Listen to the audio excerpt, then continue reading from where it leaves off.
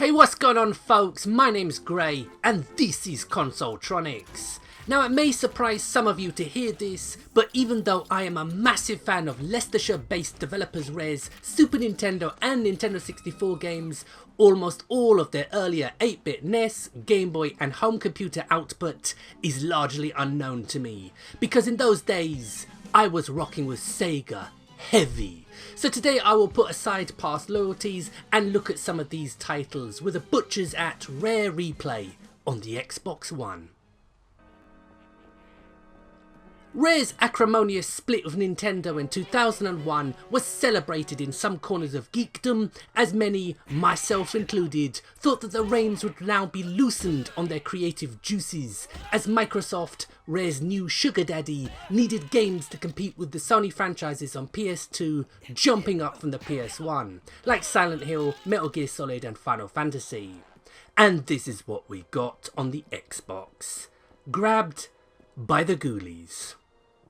I don't know whether to laugh or cry, so let's lift the mood with a Spectrum stunner.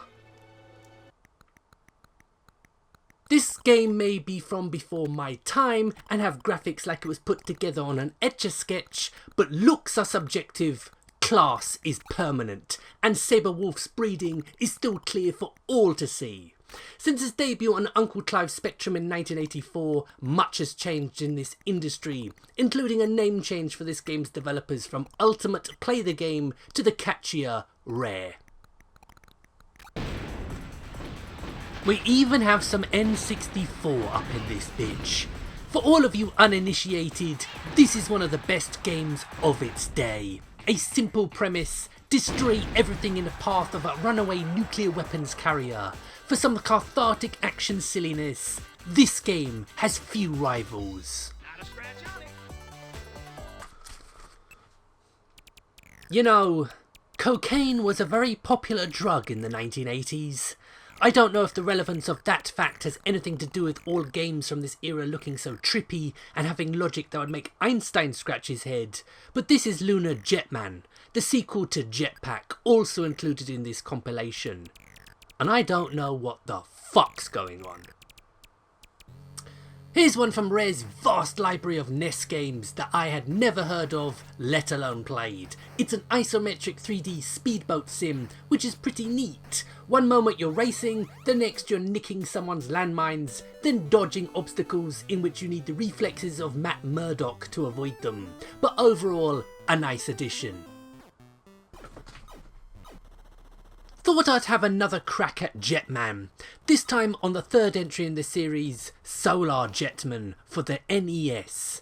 And once more, I don't have a bloody clue what's happening.